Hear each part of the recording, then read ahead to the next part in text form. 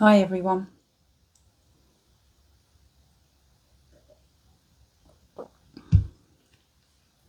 It is Tuesday, the 30th of September. It's 7 o'clock in the evening, and I'm here to set the record straight on some baseless accusations, completely unfounded, but also to explain what I've been doing, because there's been a lot of confusion. Hi everyone, there's been a lot of confusion on my Facebook because people think I've gone mad, because I'm actually trying to wake people up to not be played, and we're all being played.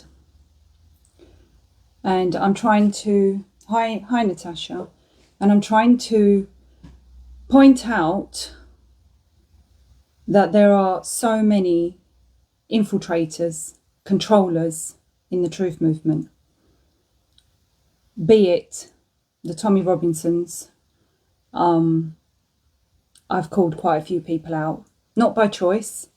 Why have I called these people out? Because I've befriended them, I got close to them, and then I realised that something really stank. And so maybe it was my path to get close to them. I can only speak from my experience, and because I got close to them, because I had involvement with them, I was able to see more or less up close and personal, or as close and personal as can be, that something was not right. As I've said in the top of this post, I'm entitled to my freedom of speech. We still have it. I'm going to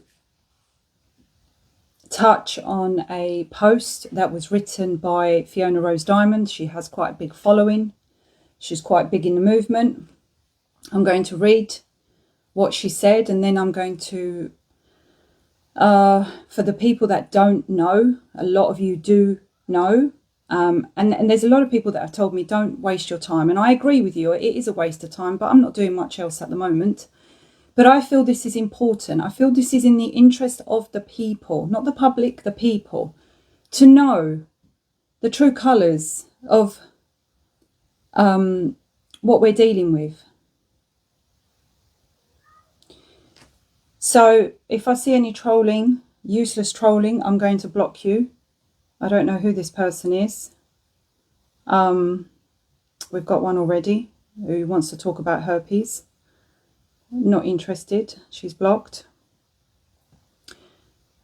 I'm fine to be open for debate, discussion, but I won't have any stupidity on my Facebook. So the point is that I'm trying to make, I feel that a lot of people are being led down dead-end alleys. And there's this word unite. We need to unite. Unite. No, we don't. No, we absolutely don't. We need to respect each other. But the idea of uniting with the wrong people is just joining a cult. And when you not unite with someone, there is a greater loss of yourself. You are losing your identity. You are losing your own power just for the sake of uniting. Because yes, we do have a bigger hand at play here. But to unite means giving up a part of yourself and trusting others. And in the end, it's only you that's going to make the difference. And by the way, I have a headache. I didn't really want to do this today. I'm not feeling very well, but I felt that I had to do this. So when people say we need to unite, actually what they don't realise is by doing that, you are following a cult. You are following a cult because, and you are, unless you trust them, you know them inside out and you really truly believe in them, to unite on a mass scale is nothing but a cult movement. And you are giving up your identity To unite with others means that you are not putting the effort into something that you should be doing, because only you and you alone is going to win this. Everybody has to do this journey on their own. And yes, I have changed, and my opinions have changed over the years because of what I've seen. And in people, if they don't realise that they are the ones with the power inside of them, the more you give that power away by uniting, the lazier you become. And when people say, what have you done? What have you done? I think I've done quite a lot for the movement. I've given a lot of my time. I've driven everywhere. I've worked with people individually in communities, at their homes. I've, fought the system on my own, in my house, to try and get things done. Right? So at the end of the day, everybody should take control of their everyday lives and stop going to these rallies that they serve no purpose. So I have been calling these people out, because for me, uniting means knowing who is putting the bait in amongst us and not falling for the trap. And this is what we're all doing. We're falling for the trap.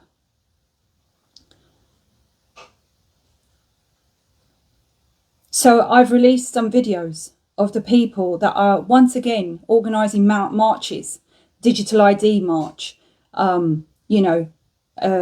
immigration marches, and this march and that march. And have we not learnt already that these marches serve no purpose other than a good day out, other than bringing revenue to London?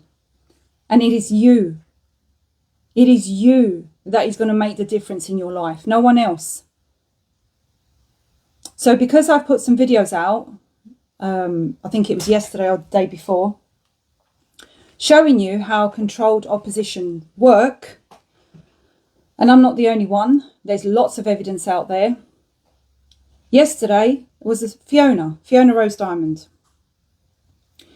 And I want to put this to bed, but there was a threat in that video. And I believe people should know, obviously, what they're dealing with. And because I managed to get very close to her, because she was involved in our friend's death by the NHS, people need to know. So what I'm going to do, I got sent the status that she wrote, and I will read it to you.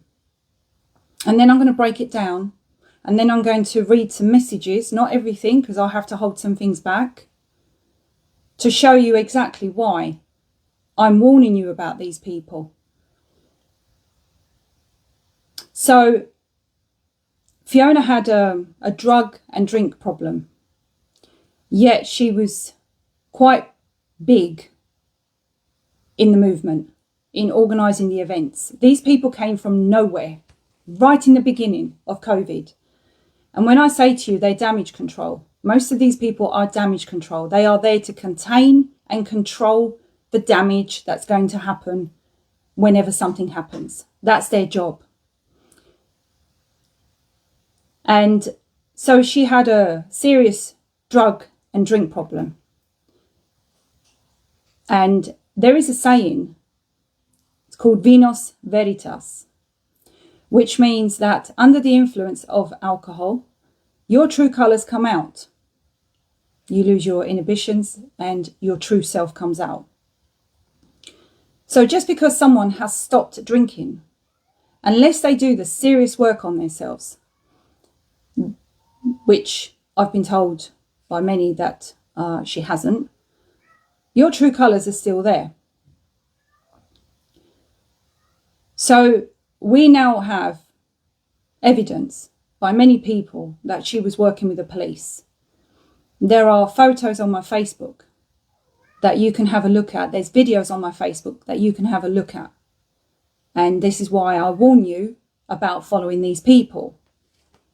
We have evidence that, Tommy Robinson can't be trusted. They collect your money. They spend your money, not so wisely. And they lead you down a dead-end alley. and they control the situation for a greater purpose. So I released these videos yesterday to remind everyone exactly who they're following, and to also remind you that only you have the power. Now, I'm not doing this to be vindictful or vicious or whatever. I'm doing this to show you exactly what you're dealing with. And so it turns out that this Can You Trust UK column,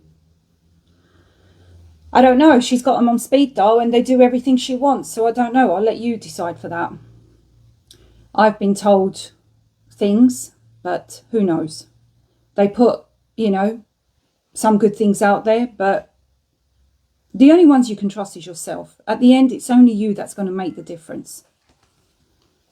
And so obviously Fiona was triggered. I mean, she disappeared for a year, apparently to rehab. And then she's come back completely new model. She's come back completely groomed, completely together. And it's quite amazing how someone who has suffered so much is back with the people that are leading this movement and working her way up to being in Parliament. I mean, think about yourself. If you end up having a serious drug and alcohol problem, how long does it take you to recover and recover your life? It's not a year, it takes a lot longer. So today she wrote a post, which I'm going to read to you.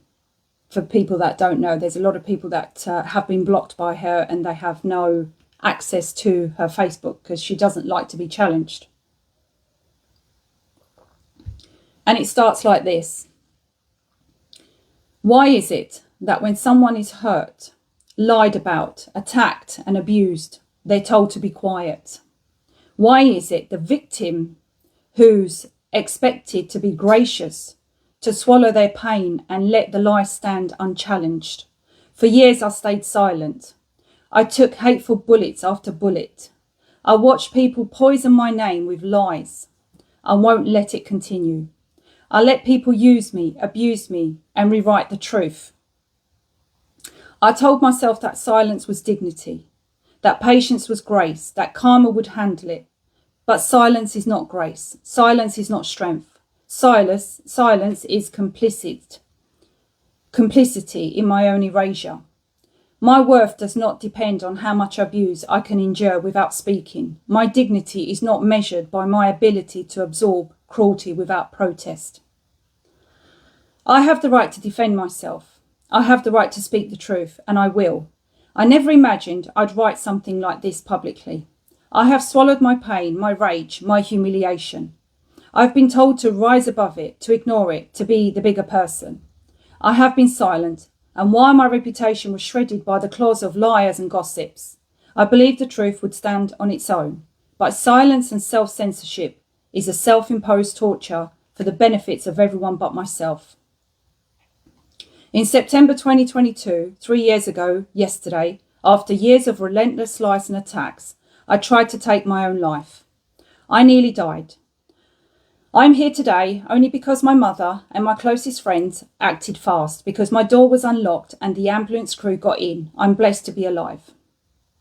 One of the people who drove me to a place I will never allow myself to return, who pushed me so far I didn't want to be here anymore, is Laura Nina. Real name, Loredana Mannino. She didn't just criticise me.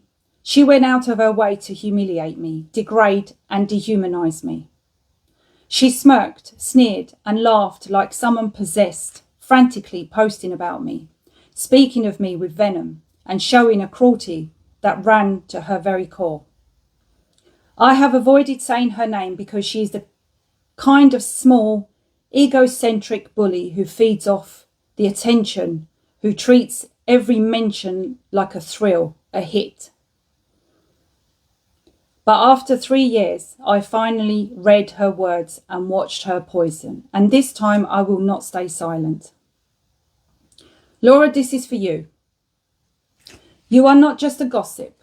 You are not just a liar. You are not just a bully.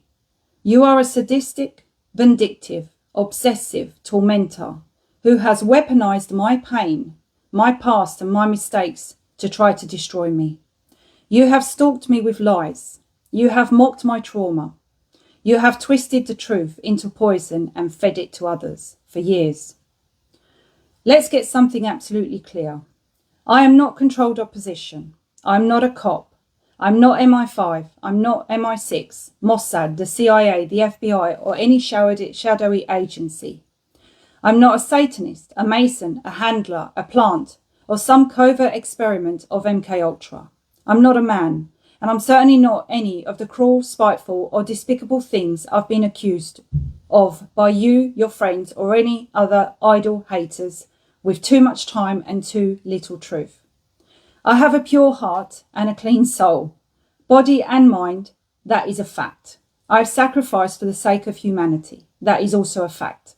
I hold up a mirror to those who cannot bear to see others rise or make waves, and I will not, for love nor money, nor any other persuasion, make myself smaller or stay silent to maintain a false harmony. When that is a lie, not anymore. You are a pathological liar, a malicious manipulator, a vulture who feeds on suffering and chaos. You have made it your mission to break me. You nearly succeeded. You drove me to the edge of death. Wow. That's who you are. You've spun a web of lies, a story you've embellished over time. But here's the thing. I have the evidence. In spring 2021, I exported every WhatsApp message, every voice note. I saw what you were doing. Your behaviour was so calculated, so bizarre. I even wondered if you were an undercover cop trying to set me up. You were feeding off the views and clicks while you and Justin filmed from the hospital shouting, "They're killing my dad," for the internet.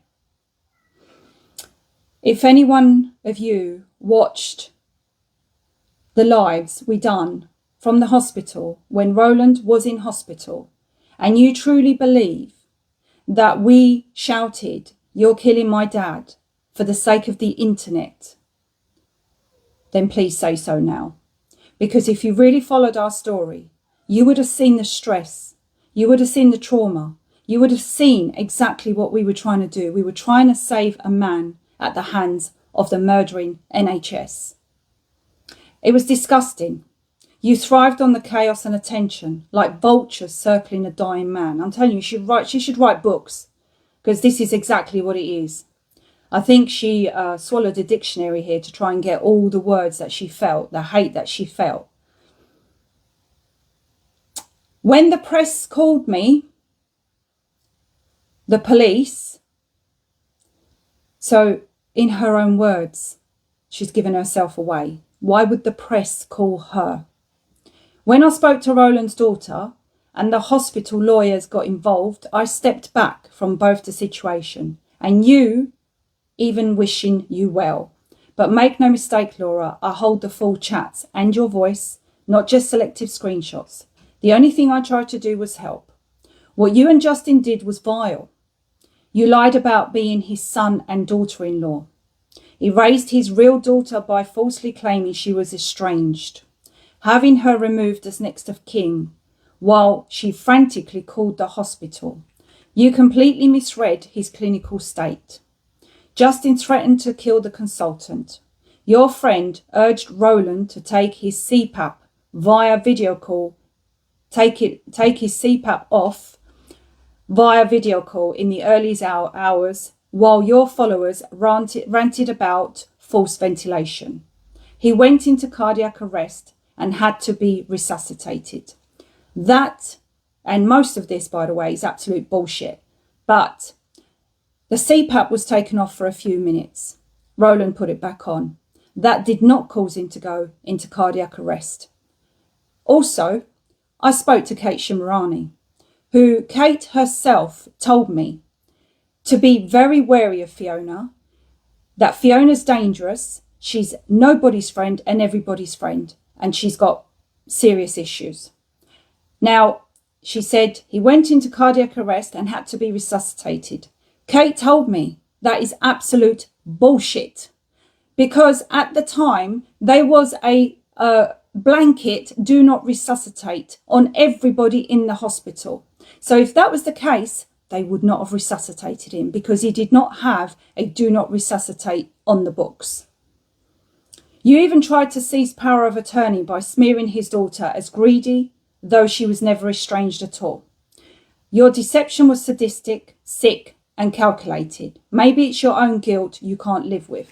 I'll tell you what guilt I can't live with.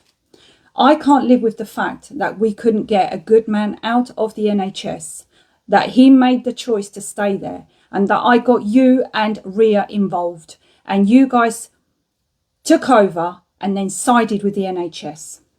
He did not go into cardiac arrest. He would never have been resuscitated. And they are also Kate Shimarani's words.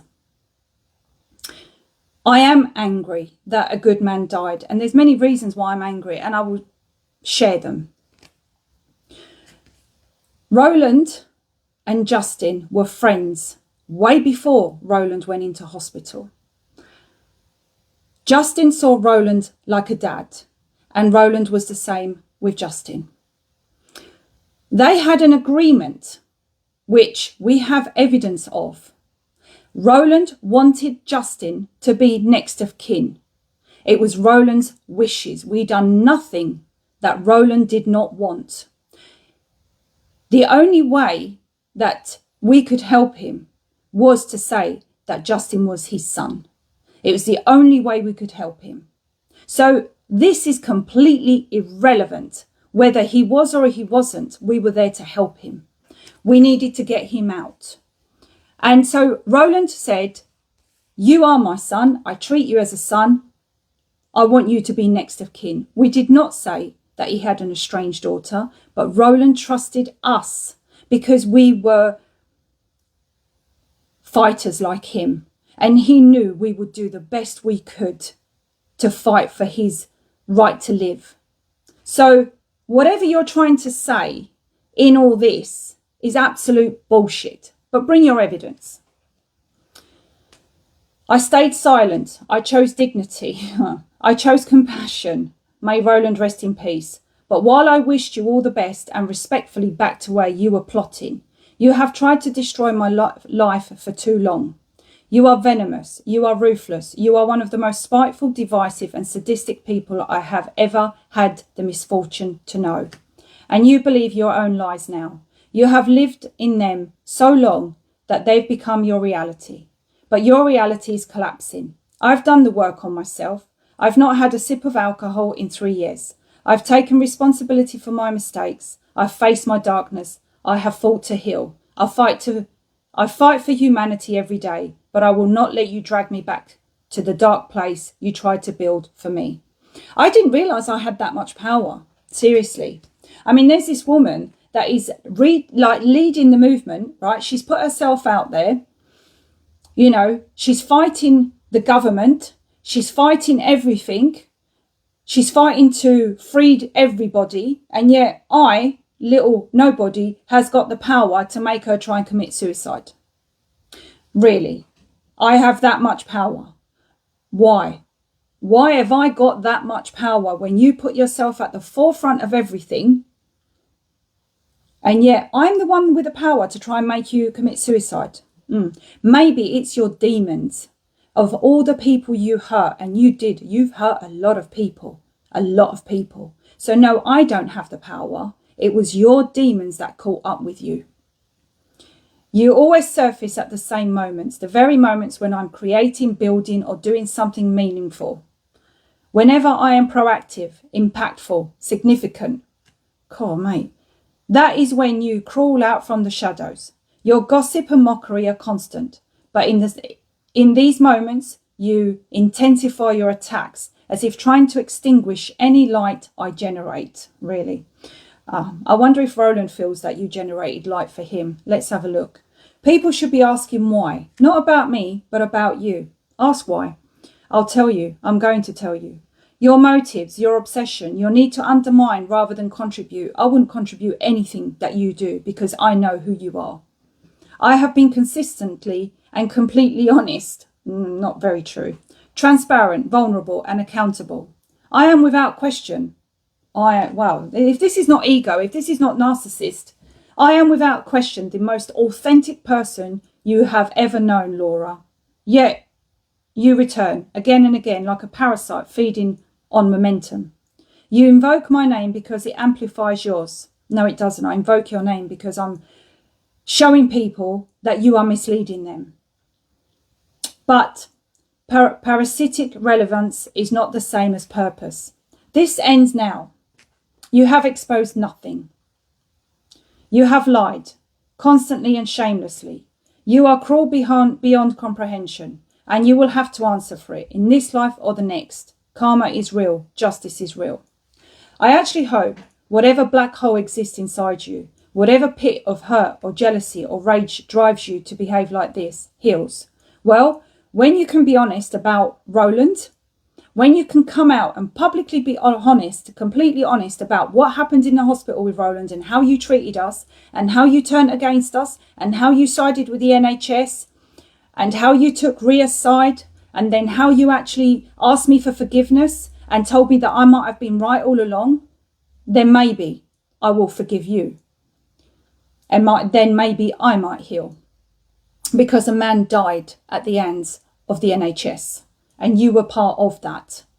I want to believe hurt people hurt people. But even as I write that, I know this. What you've done to me is not normal pain. I, again, didn't realise I had that much influence over your life, love.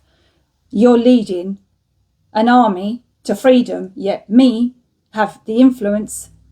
Please. The only reason is because I know you and I'm calling you out for who you really are. And the truth hurts. The truth hurts deeper than anything else. It is calculated, deliberate, inhumane, cruelty. You've swallowed the dictionary. You've literally gone onto the thesaurus and looked for every word that you can throw at me like arrows. You almost killed me, Laura. Again, I've got the power, have I? I'm Shira, have I? I've got the power to kill you, please. And I survived. I'm glad you did. That is the truth. Everyone should know it. If you insist on continuing your lies, bullying, harassment and cruelty, I will expose the full truth of who you are. Please do. Please do. I have nothing to hide. Please expose whatever you want. Leave me alone, Laura. Revealing what you are is not my worst move. Push me and you will see how small you become beside the life I've rebuilt. Is that a threat? Is that a threat? My heart and soul have only grown stronger. You will shrink and disappear into darkness, into the darkness you came from. Unless you were never real to begin with, just controlled opposition in disguise. That's you. May God forgive you. I hope you find your soul and save it before it's too late. If this is not a narc. To the readers, before the comments come in, I want to acknowledge something important. I know that most people come from a place of care and good intention, and I truly see that. But sometimes, even well-meaning words can miss the mark. When I told you to rise above it or let it go, I hear that from voices who haven't walked my path, who haven't carried this particular weight or worn this specific target. Silence was my response for over 3 years. I tried that. This isn't about feeding negativity. It's about finally standing up for myself. And I believe that's not only okay, it's necessary. Just like every one of us deserves to feel safe, seen and able to speak not only our truth, but the truth when it matters most. Well, that's what I'm doing now. I'm going to speak the truth because it does matter. You were involved because I thought you were a friend of mine. And I called upon you. Actually, I didn't. You saw the live and you called me. Because I did call you, but you never called me. Then I done a live when Roland was in hospital.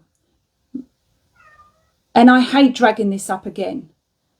But you see, I called you, or sorry, you called me, and then a woman called Ria got involved. Now, we shared a group message. And we were all trying to get Roland out. Because Roland had COPD. He was not a well man. We all knew that. but we had ways of trying to help him outside of the hospital. When we went into that hospital and we filmed what was going on, right, those videos went viral. They went mental. I think they ended up in America on, I don't remember the guy's name, the Wire or something. Because we had the evidence that they were lying. In Roland's own words. If you want to see those videos, they're on my Facebook. They are still there.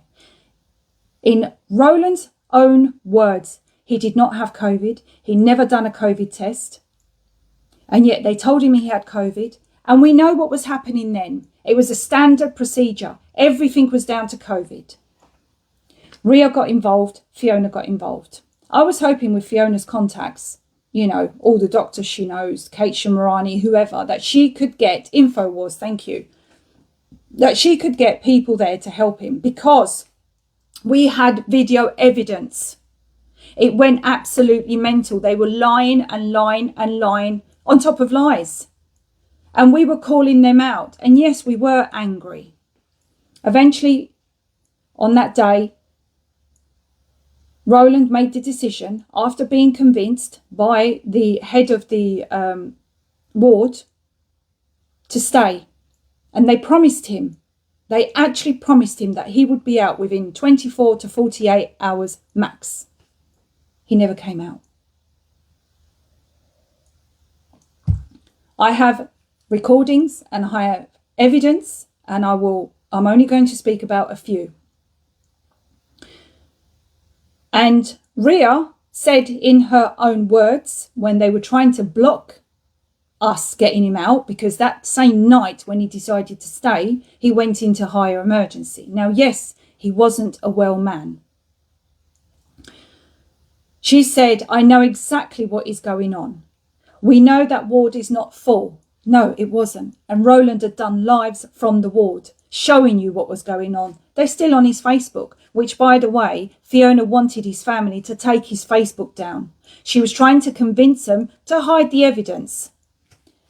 But thankfully, we managed to convince them to leave his Facebook open. We know that ward is not full. It's clear that they're lying. And we know what the doctors are trying to do. So Ria, we trusted her initially. So that was the beginning. Then Fiona says, and I'm going to read you some of these messages. Everything. Oh, and by the way, when Ria and Fiona got involved, I had to shut the videos down. I had to shut the videos down that we took of Roland. They wanted strict quietness. I wasn't allowed to do any lives. I wasn't allowed to talk about it. And I had to shut those videos down. Why? We had so much evidence. Then Fiona comments in the group, everything now has to be absolutely confidential. I would say that even the likes of Toby, because Toby was involved, everyone knows Toby Hayden Lee, and Claire Willis were not allowed to know, because Claire was also helping us. I don't know if you guys know Claire Willis. We have to deal with this now before updating or speaking to anyone, and we have a plan. So none of us were allowed to talk about what was going on in that hospital. None of us were allowed to talk about what was being done to Roland. And I got told I had to shut up, and I was not allowed to put anything out. They told me, Ria told me, that they're not going to ventilate him, but in the end they did. And then this is where the flip happens. Ria comes up with, we have a COVID-19 positive test. No, he hasn't got COVID. We know that. He didn't do a COVID test. And then I've got Ria and Fiona telling me he done a COVID test. No, he didn't. Go and watch the videos. He told you in his own words he did not do a COVID test. He wasn't delirious. He wasn't crazy. He didn't do it. And yet there was no evidence of him doing a COVID test. I'm not saying he wasn't ill. He had COPD. But at the time, everybody was put on the same protocol. On the same protocol. So everything was down to COVID.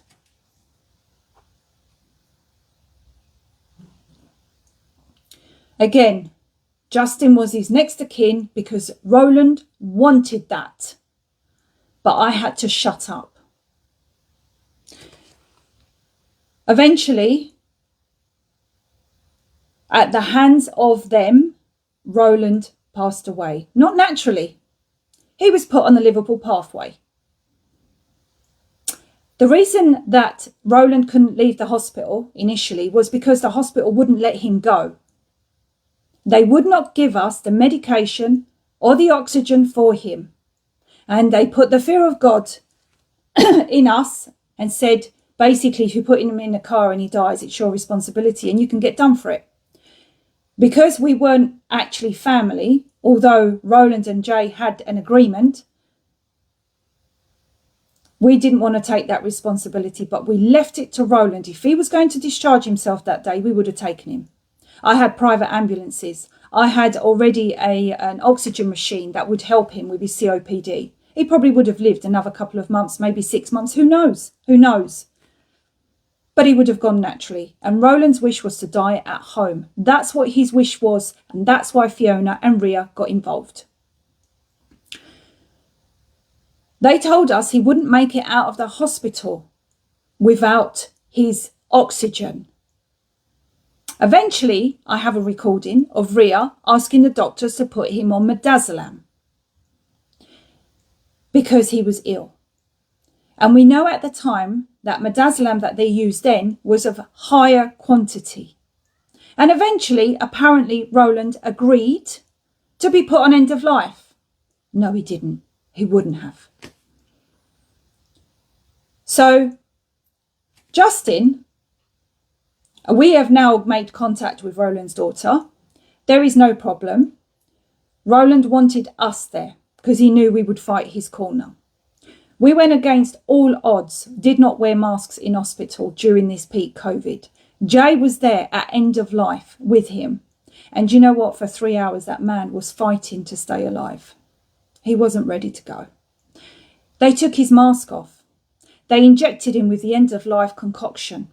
And 3 hours, he was still fighting to breathe. Don't tell me he could not have made it out of hospital and got home. It was all fear-mongering. Once he passed away, Jay raised a concern in the group and said something doesn't make sense. He was still breathing. He was fighting to breathe for 3 hours. How can a man who they told us couldn't breathe was able to breathe for 3 hours without any CPAP with end-of-life medication? It stank to high heaven. And both Rhea and Fiona told us to basically shut our mouth. When Jay tried to talk to Fiona and said, look, Fiona, I know what I saw. She said to him, I don't care what you saw. I believe what the NHS said. Well, the NHS said he had COVID-19. We know that's a load of bull. So she went against us. Once he passed away, I got strict instructions, right? Yes, this is live now. I got strict instructions in the group by Fiona, the damage control. And when I tell you she's damage control, she tells you in her own words, she's damage control. This is what needs to happen now. Absolutely no social media whatsoever. That's right, because you want us to keep shut. You don't want us to talk about it because it was blatant what they'd done to him. Absolutely no lives. I had to shut up. Really? I had to shut all my lives down. Who are you to dictate? A statement, as written by Rhea, without any changes, will be released on our pages. I do not think, Laura, that Laura and Justin should be setting up a GoFundMe for anything. We were going to do a GoFund for his funeral. We weren't allowed to do that. What people need to understand is the damage control I have to do now. I've had to do these last few days. Damage control? What damage control? The damage has already been done. The man has lost his life on a Liverpool pathway for something he never had. What damage control? What? The media? When has the media ever written the truth?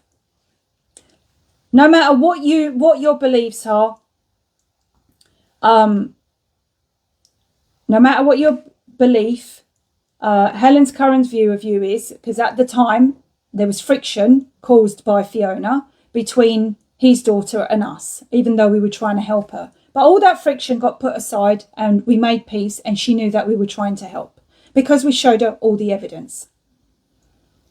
It will not be the same when all things come to light, including Toby's interference. Toby did not interfere. Me and Toby are not on the same page, as you guys know. But on this occasion, taking his CPAP for a few minutes for Roland to just breathe, and then he put it back on, did not cause him to go into cardiac arrest. In fact, there is no evidence of cardiac arrest. Like I said, there was a do not resuscitate blanket. He would not have been resuscitated. He was over 65 as well. Kate Shamarani's words. And we know that anyway. So there was no cardiac arrest.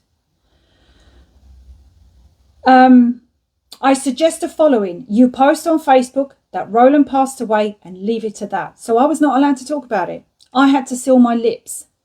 Yeah, because damage control is now containing and controlling the outcome. If a GoFundMe is set up, it is not done by you, me. Apparently we would not look good raising money on his behalf. In whose eyes? In whose eyes? We were there right from the beginning. We exposed the hospital's corruption. We exposed their lies. We were right by his side to the end. Where would it not have looked good for us raising money on his behalf when we were there witnessing everything? I asked a question to you guys because you are the people. You are the people. Would it have looked bad if we raised money for our friend that we tried to help and get out of hospital? Really? If lives are done, and if a GoFundMe is set up by Laura and Jay, then I'm out. This is control. You absolutely have to consider the long-term bigger picture. What bigger picture? So then Ria chirps up. I do think this will hit the mainstream media. And yes, I fully agree with the above Fiona. Fiona would be the best person to guide this, in my opinion. So that's what it's about. Is that it's going to hit the mainstream media, and they needed to contain and control the narrative. So from this point, absolutely nothing on social media regarding Roland or his situation. I think everyone needs to understand the dire situation we could be facing. Right, what is that dire situation? Am I missing something here? No, it was because they didn't want us putting everything out there. So I ended up having a disagreement with Fiona, saying, Fiona, and this is all in writing, I can't believe how much you've turned on what I thought was a friendship. You are believing everything Ria tells you and what the NHS is saying, when at the end of it all, what Jay and I did and still doing is supporting our good friend Roland, his wishes, and exposing the corruption in the NHS and the fact that they did not have his best interest at heart. How bloody dare you take away the fact that Jay was there holding his hand at the end of life, and yet you still say we did not see what was going on, and we are going on hearsay when Jay witnessed it all. We witnessed it all. She believed the NHS when you was not there. We have been threatened by Ria with legal action from the hospital, because apparently the hospital were going to take legal action against us. So now I've got Fiona threatening me, keep your mouth shut, and then I've got Ria telling me she's going to threaten me with legal action and that the police was getting involved in this, that and the other. Why? Because it was such a big case, because it was public. That's why they wanted me to shut the videos. We had so much evidence. So we've been threatened with legal actions from the hospital, news reporters and police while we are still grieving, which is fine, as now I've spoken to a journalist and getting legal advice too. I did speak to a journalist, but we were told that they couldn't run with it because it was all to do with COVID. We are supporting Roland, a friend who needed someone to fight his corner and still does. I said, whose side are you really on? So she said, I've tried to give the best advice the entire time while trying to calm the situation. Advice deleting the videos. Why? To stop saying you were family. Why? It was an agreement between Roland and Justin. I'll put it out there. There's nothing wrong with that. And to stop Justin as the next of kin. Again, it was an agreement between Roland and Justin while Roland was of sound mind. But you didn't. You have turned on Toby when you know what he did was wrong. You turned on Toby. Toby never done anything wrong. I can't believe I'm saying that. This alone shocks me.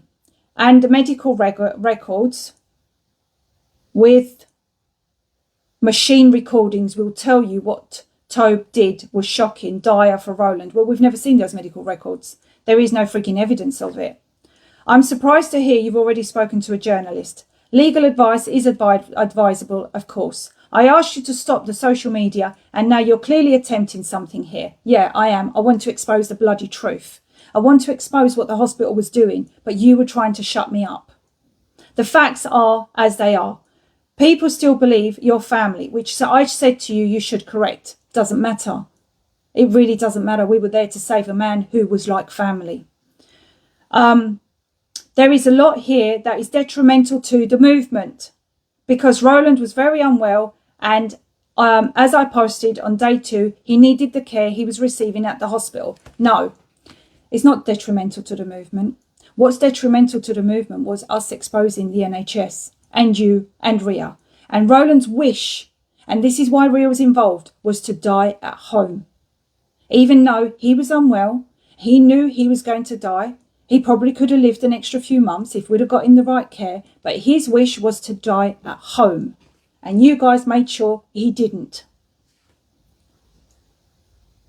Ria made sure he got the care. What, with COVID-19? Yeah, sure she did. When it was clear he was too unwell to leave. Doesn't matter. I will not believe 100% of NHS staff are evil killers. No, I don't believe that either, but they still had to follow the Liverpool pathway protocol. They still had to follow the COVID protocols and they had to treat everyone the same. I will not believe that everything that was done was appropriate at all. I told you day 1 at a public minimum, right? I told you day 1 at a public minimum, you could be looking at public order offence. So now I am being threatened. So this is it. What is the damage here? Us exposing what was happening in the NHS to many, many people, not just our friend. The only difference was that with the videos that we put out, we had a lot of evidence. Yes, he was unwell, but he could have made it out. So my suggestion remains the same. Unless you intend to correct the fact that you're not his daughter-in-law and Justin is not his son, I would steer clear of social media. It really doesn't matter. At least until the situation is clear from legal perspective. What legal perspective? It was an agreement. It was a contract. It was written between them two. We still have the messages. I am able to see this objectively. Also, Laura, Ria has never threatened you with legal action. She told you it went legal on, I think, 2 occasions and that they were involved. Oh, do you know what the funny thing is as well? All this legal, newspapers, mainstream, whatever. Roland's story never, ever got into any papers. I wonder why. I wonder if that was the damage control. Because it should have made the papers, but no, it didn't. And yes, Ria did threaten us with legal action. We've got all the evidence. You know Ria had his best interest at heart. Bullshit. Especially when she said he had COVID-19. And ensured the hospital from the start were doing their best. Yeah, putting him on midazolam. I've got that recording. She never pursued anything legal. Ria is, in my view, you'll get to know how quick she changes her opinion on Ria. So please bear with. Absolutely an innocent bystander, and you know how hard she worked. The hospital legal department was actioned at the very start because of the social media videos you all done, and damn right I will do them again. So then I go on to it. I'm not going to read all the messages. Obviously now we've parted ways. We've lost our friend. So be it. A few months went by. And then I get a message because I'm angry and I'm doing videos because I've had enough of how we were treated, what we saw, and we saw lies, and we saw our friend being purposely put on end of life, and we saw the two people that were meant to help us take the side of the NHS, and we were threatened. We actually went through a big stressful situation. And obviously, I learned what damage control was. Laura, I worry about you. Really. Which is why I said to delete the videos. Oh, now you're taking my safety and my feelings into consideration. When you told me already you wanted me to delete the videos because of damage control, because, you know, the legal action, yeah, whatever. I made it so clear that I know you and Justin cared for Roland. You asked me for help and I helped. I cannot believe what I'm seeing online. What? That I'm out in everything. Because I know what you guys did. I ignored it. I don't want to talk to her. I'm done with her. Then I'll get more messages. Laura, I haven't said anything. This is a few months later, by the way. I haven't said anything about you. Someone even asked me on Telegram and said what you'd said. And I said I'd never say anything about you or Justin, ever. I won't. And Ria is a psycho. Oh, now the change in tune. And has started a campaign because I refused to agree with the hospital also. So now Fiona's changing side. She's refused to agree with the hospital, even though at first she was siding with the hospital, wouldn't believe what we were saying, and believed Ria completely. I said I would not be on the hospital side if I was interviewed by the police. So now we've got Ria's had Roland's best interest to now Ria is a psycho and she's no longer on their side. So, which Ria claimed to be. I said I would tell the truth as per all the recorded calls. I said, I know they lied. I heard a phone call with the consultant, with you and Justin. So now I've got evidence that she knows that they lied.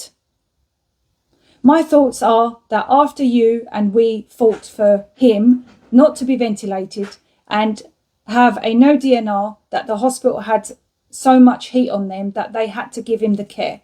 All the medical notes are there. I've not had a call from the police. They never gave him the care. That's the thing. Ria claimed to have been interviewed by them also. She claimed to have been interviewed by a journalist. I don't believe her because she's mentally unwell. So now Fiona is admitting that Ria is mentally unwell. Great. Bit too late because our friend's gone. As I say, she has started a hate campaign against me and threatened to sue me. I have maintained that you and Justin did what you did for Roland's best interest. I have been accosted by people because they were told certain things.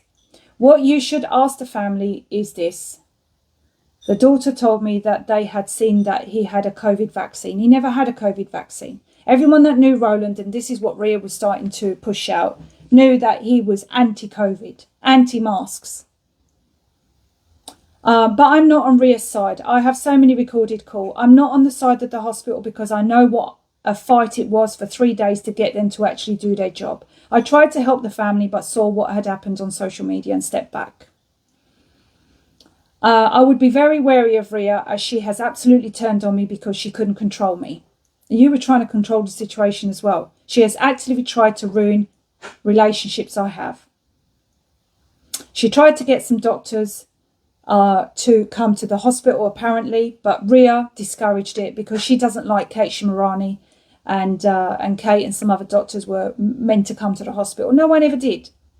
It's messed up that I wish I didn't get involved. I assure you I won't speak against you. I maintain that you were trying to help and you did. I have more recorded calls with the hospital, by the way. I'm sorry things didn't turn out the way they did and blah, blah. And then I've got, after the hospital annoyed her, she did a U-turn and said she would tell the press and the police they lied after she was interviewed. It's all about Ria. So basically, I have more messages from her.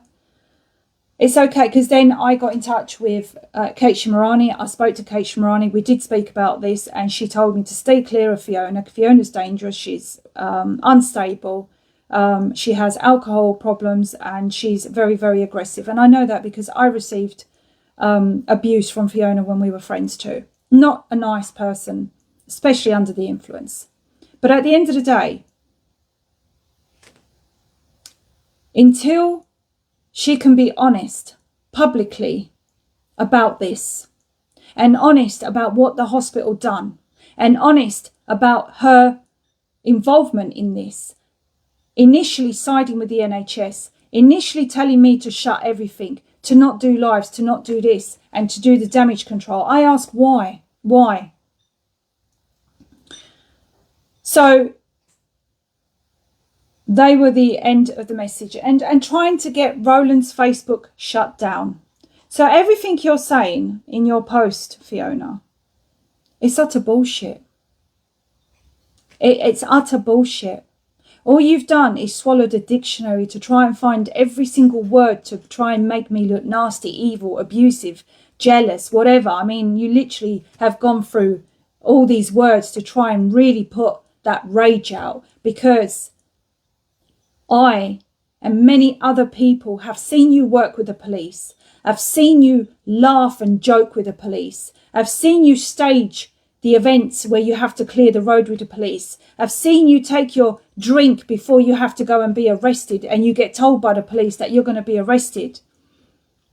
We've seen you push and shove the police during peak COVID and laugh like most people would be thrown to the floor, arrested and carted away. We've seen you actually be held up by policemen so that you could put your shoe on while you're trying to, you know, after you're trying to shove them and everything. There is so much evidence out there that you are not to be trusted. And then we experienced the evidence in a hospital that you took sides and you had to do damage control because it would have hit the mainstream news. And I even said to you, why are you worried about this damage control with the mainstream news when you know they never ever write the truth? Why are we worried about the media when we know the media lie about absolutely everything? It's bullshit. So yeah, speak your truth. And if you think threatening me is going to make me shut up and stop people following or pointing out that you are misleading people on these marches. Every single march is controlled. Every single march is organised. There has to be the police involved. There has to be the routes involved. There has to be a, assessment done for safeguarding. There has to be this assessment. It's all planned, and then you all raise loads of money, and then, this, that and the other. But the evidence we had on Roland, I had to shut all my videos. I was not allowed to talk. I was not allowed to do a GoFund. I was not allowed to do any lives. I was not allowed to do shit. I had to keep my mouth shut because you told me so, because you had to do damage control. Now I understand what damage control is. So when you sit there and say you're not a controlled opposition, I find it hard to believe this. When you've got UK column on speed dial, literally, to tell them not to interview Toby because Toby was meant to do an interview with them. When you're telling me not even to let Claire Willis know because she's unstable. When you're telling me that we've made a mistake because Roland and Jay agreed that he was going to say that he was his son because we were trying to do everything possible to get him out of that hospital. When you sided with the NHS, whose side are you really on? We have all the videos of you working with the police. Whose side are you really on?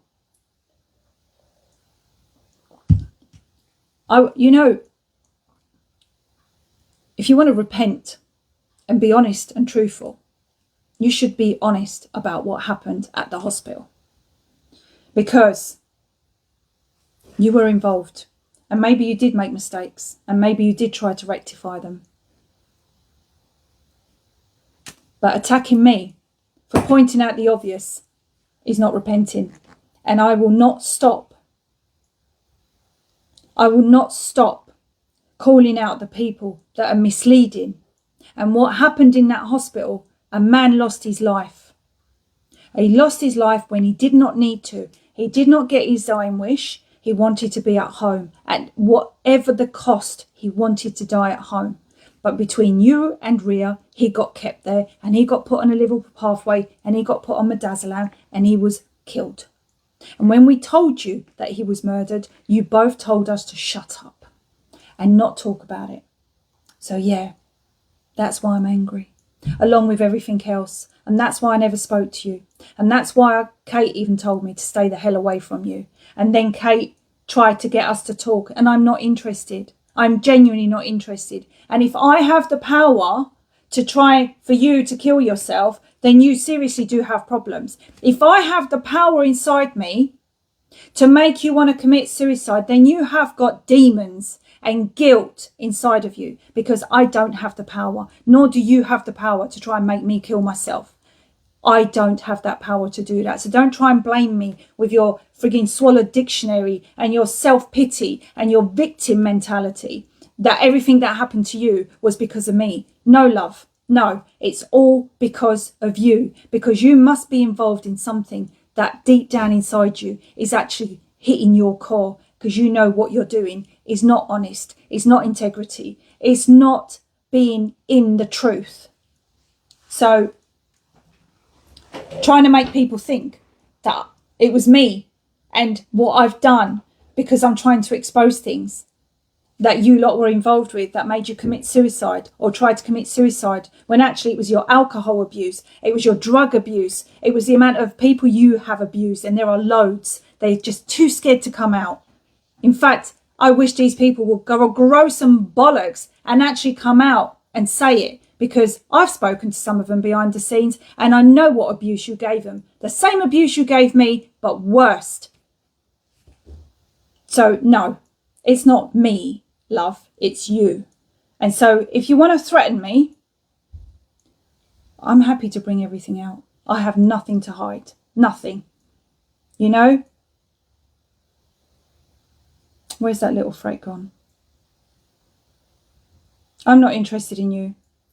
I really am not interested. I'm interested in people taking control of their lives and not being misled by people like you in marches that serve no frigging purpose.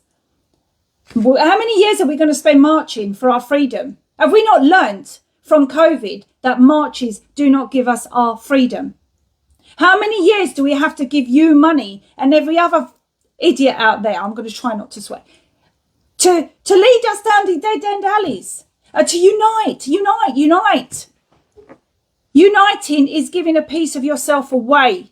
You are losing control of yourself, because you uniting means you are not doing the work yourself. You rely on other people. You become lazy. You don't, many people that unite go home and do fuck all. They sit there. And then they think, oh yeah, we're uniting. We've gone out there. We've got the numbers. We're, whatever. Excellent. And then they do nothing. They don't challenge nothing. Whereas there's so many good people behind the scenes that are doing the hard work. And all these people thinking they're uniting and marching down the road, when we eventually do have a win, it won't be for them. They will have had no part in it. So let's look at Tommy Robinson. Let's look at the march Saturday, that few weeks ago, of that Tommy Robinson. Again, another one that gets funded shitloads of money to help you walk down the London and unite. For what? Oh yeah, we're going there to show that we've had enough against our leaders. Right. I'm not attacking anyone that went. Good luck to you, right? Fill your boots. I hope you had a fabulous day. And yes, it was peaceful. In fact, there was a few mishaps, right? But isn't it strange, right, that when we were fighting, uniting and marching for COVID, I mean, how long did it take? I don't know, 1.5 years, 2 years? Yeah, they didn't want to give us our freedom backs. They didn't want to listen to the people. No, but Tommy Robinson does this massive rally, right? And brings everybody to London because they needed the numbers. Yeah, you were used for numbers. That's what you were used for. Don't get me wrong, they probably would have found a way, if there was 200 people, to make it look like there was loads, they would have done something. But what they needed was the numbers. So everybody that went and participated might have done it in good faith, right? But they're not seeing who the people that are handling these marches are. And they all needed you there. And so all of a sudden, after the march, we have Keir Starmer, funny that, admitting Labour has previously got it wrong on immigration. Right, so he does a speech, waiting ahead of the speech countering Reform UK, the Prime Minister acknowledges that before his leadership, the party did shy away from voters' concerns on illegal immigration. So basically what's happened is, because everybody went to the march, they had untold numbers. So what it looked like, what they made it look like was, oh, look, the people are rising. And so now Keir Starmer needs to listen to the people because he may have got it wrong on immigration. So we're going to change our mind. So we're going to now listen to the people. So now they're making, because they want to listen to the people because of the immigrants that they've all brought in the first place. They flooded the country with these immigrants. They've inflicted fear on the people. The people have fell for the narrative. So they're all going to march along London. So now they've got enough people there to make it look like, look, the people are rising, even though there was millions of people during COVID. No one ever listened to us. But now Keir says, we're going to listen to the people, yeah? And so what we're going to do is, we got it wrong on the immigration. We need to listen to the people. We shied away from it, but actually we got it wrong. Now we need to issue digital ID cards. What a slap bang coincidence that is. Yeah, great. We're going to do digital ID card to combat illegal immigrations. The cards would be mandatory for work by the end of the decade. He wrote, there is no doubt that for years, left-wing parties, including my own, did shy away from people's concerns around illegal immigration. It's been too easy for people to enter the country. Of course it has, because you frigging paid for them to come over. Work in the shadow economy and remain here illegally. You've brought them over, mate. You've put the fear on the people. And now you made the people so angry that everybody went to London following Tommy, like they do following Fiona, like they do following every other person out there that gets funded to do this job. Damage control. And so because everybody was in London, now they're going to listen to you. We must be absolutely clear that tackling every aspect of the problem of illegal immigration is essential. So we're going to bring in digital ID, and it's going to be mandatory. The announcement comes 15 years after Sir Tony Blair's ID card scheme was scrapped by the incoming Conservative. So we've got that. Then we've got another write-up, right? The last time Labour's government tried to introduce ID cards, Britain was a very different place.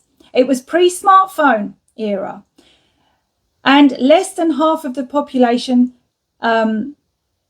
had an internet connection, let alone social media. Privacy was expected. So basically, no one had internet, or very little. No one really had these smartphones, and privacy was expected because nobody joined these phones and put all their data on there and, registered everything on apps. In 2002, 5 months after the 9/11, David Blunkett, Home Secretary at the time, proposed a national entitlement card designed to crack down on fraudulent use of benefits and the NHS. The plan ultimately morphed into an ID card scheme tied to a national identity register. So basically, the coalition government scrapped the idea in 2011 with Immigration Minister Domain Green personally feeding the hard drives into an industrial shredder. That was left. But Britain was also a different country in another way. In 2002, net migration into Britain was 172,000, compared with 431,000 last year. So, illegal immigration is more difficult to measure, but estimates suggest the size of this population has exploded, and small boats crossing have made the problem painfully visible. Asylum claims are at a record high. So now what we have is, we've got the internet, we've got the smartphones, and they needed the fear. So they brought in loads of immigrants on purpose so that now they can create the fear.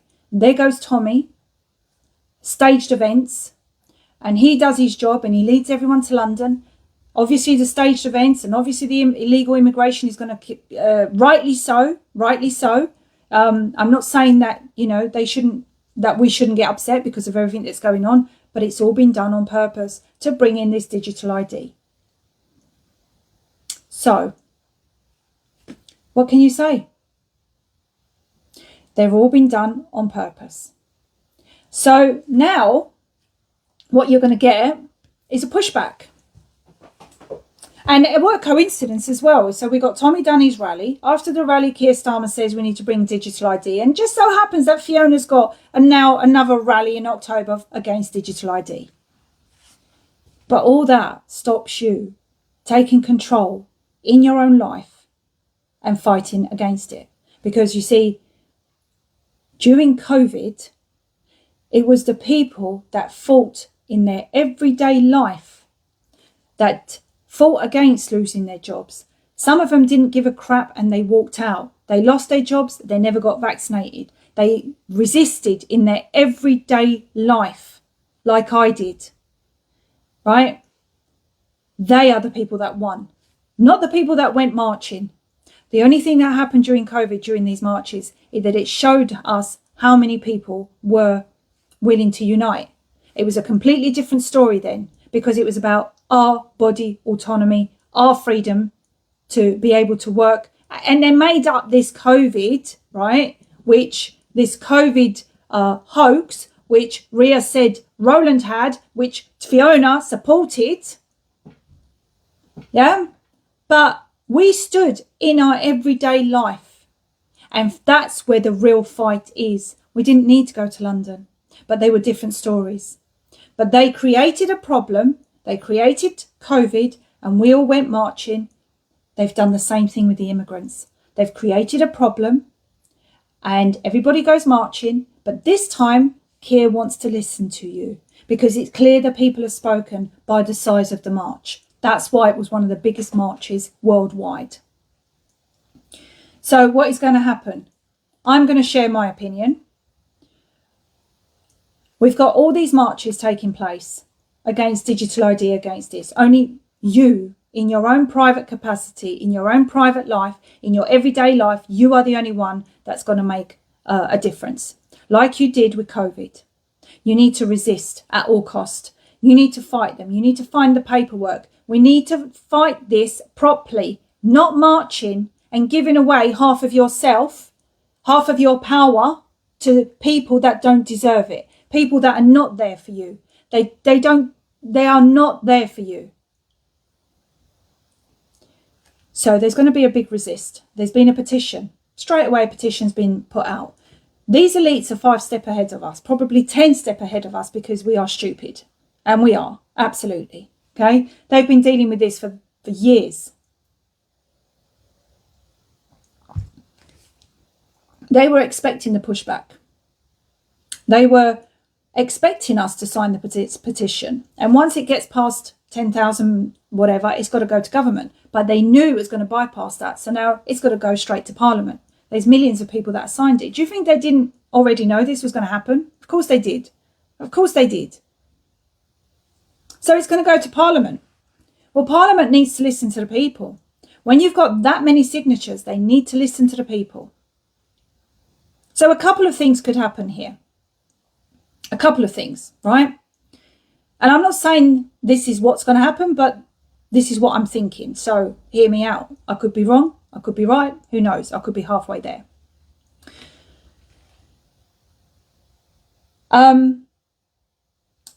Basically, the first thing that could happen is they're going to put so much fear onto this petition, onto this digital ID, that then they're going to say, oh no, government's going to scrap it. But behind the scenes, without you knowing, there's going to be a slip of hand and they're going to be bringing in something else. Like they did with the poll tax. Yeah, there was a big rise of a fight against a poll tax which was for everyone in the household. And so they decided to scrap that, but they brought council tax in instead. Sleight of hand. Or the other thing that could happen is that when it goes to Parliament, they can't really say no because the people have the power. So what could they do to get that out of their hand? I'm thinking out loud here, okay? I could be wrong. In between Parliament making a decision, next year there's going to be another massive, massive rally organised by Tommy Robinson. It's going to be another huge rally. And this time it's going to be even bigger. And they're going to get loads of TV screens. They're going to get loads of people coming. They're going to ship people over from abroad. So they can't do it yet because they need to get the funding. They can't, so they're waiting for next year. Or are they waiting to see what happens? They have to let it go to Parliament. They have to let it play out. So then next year, another rally organised by Tommy Robinson. But it's going to be huge. And people are going to be brought over. So now we've got millions of people in London again, because people are going to go. I don't care. I actually don't care. I really don't. Go to it. It makes no difference to me, because whatever I fight for, I fight in my everyday life, and I will fight what I can in my everyday life. I don't need to go anywhere. However, imagine this. What has Tommy told you already? In his own words, he's told you. They tell you what's going to happen. Britain has become the battleground for the world. So there's going to be a battle on the ground. What has, what's his name? Elon told you? You need to get ready to fight. So there's going to be fights, right? So what would happen when you've got all these millions of people in London outnumbering the police? And then inside that, you're going to have undercover instigators starting fights. What would happen if London then ends up with innocent good people who don't want to go there to fight, who want to go there to unite, right? And they obviously want to see a change against digital ID, against immigration, this, that and the other.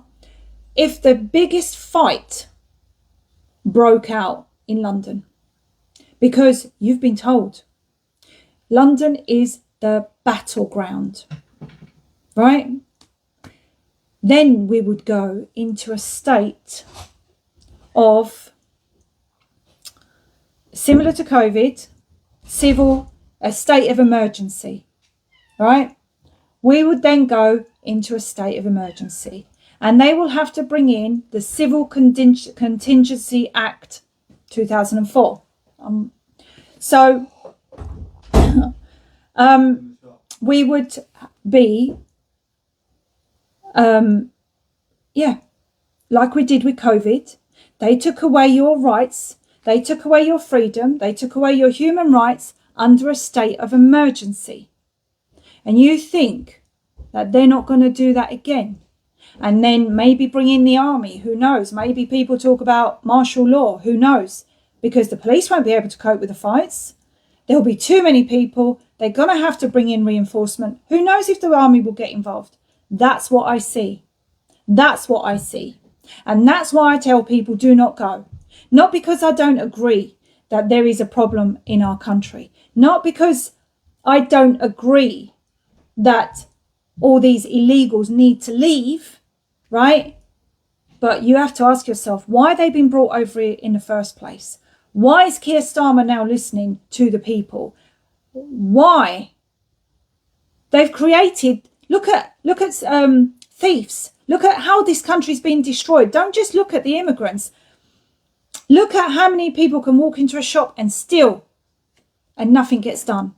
They can come into your house and burgle you. Nothing gets done. The police do nothing because they want you to believe that we are in a lawless society, that crime is really ramping up. So they're doing nothing about it on purpose. So not only do they bring these illegals in, they also don't do anything about the crimes we have here every day. I see kids in our local shop, Home Bargains, one of the home bargain shop, walk in, take what they want and walk out. No one can touch them.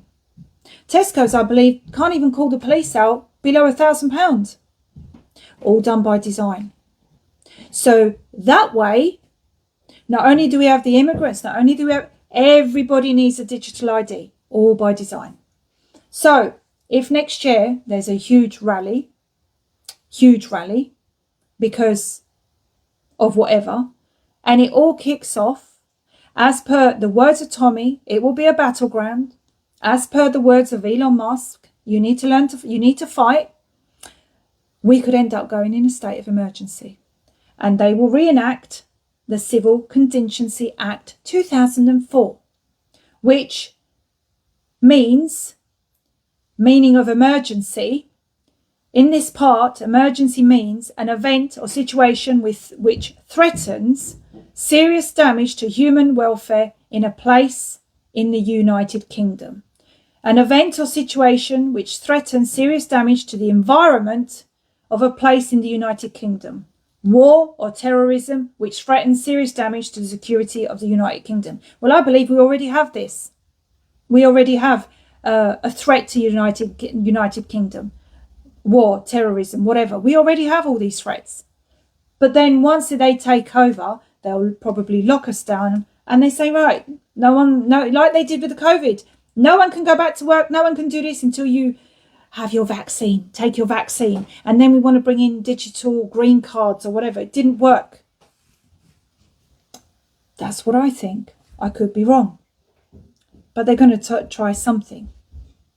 So that's why I tell you, do not go to London to these big marches. Do have gatherings in your local areas. Do have that. Get together with people in your communities. But don't go to London. They need you there. And they will try the same thing they done with COVID. Locking us down, taking away our freedoms. They will try that with this too. I hope I'm wrong. But they will do anything to tag us like cattle. Because that's exactly what we are to them, cattle. And that's why they need this digital ID. Because we now all have all the technology. We've got the smartphones. They were just missing the immigrants, and they were missing the rise in crime, which they done that, I think, when Theresa May took over. Police got cut. Funding to the police got cut. And so crime rate went up. And unless you pay privately, if we don't protest, it shows weakness. It doesn't show weakness. It really doesn't. You don't need to protest to show strength. Strength comes from here. Knowledge, applying it, and uniting with the right people. Yeah, get in groups, research, put paperwork into the government. Just signing petitions not enough. And stand in your own truth. Resist in your everyday life. No, challenge it. If we all, instead of protesting, flooded them with paperwork and said, no, oh, show me what law says. You're taking away my rights. You are, I don't need to give you all my private details. We could do so much. We just need to put our heads together. We all need to become think tanks and put everything down and send it. Say, no, we won't be doing this. I done it with my work. I put legal paperwork on and I never got touched because I threatened the company. 3-day strikes. Again, 3-day strikes. Why? Because we are supporting the corporations which support the government. If we were to do 3-day home strikes, it's peaceful. You can all get together if you want in your local communities, as long as you are not feeding them financially. I'm going to end it there. There are many things we can do before we go for marches. If you want to go to the march, go. You're better off doing it in your local areas. But my message has always been to expose the corruption, to expose the lies, to expose the people that are misleading you. And if you want to go to them, that's up to you. But when you come home, you need to do things in your own right. Because only you, on your own, have got the power to make the difference. So I don't care how many times I get threatened by Fifi. And by the way, Fiona, I've never called you a man. All right? That's not me. I know you're not a man. But I will call you out for the things that you were involved with and the things you're doing and all the evidence of you working with the police.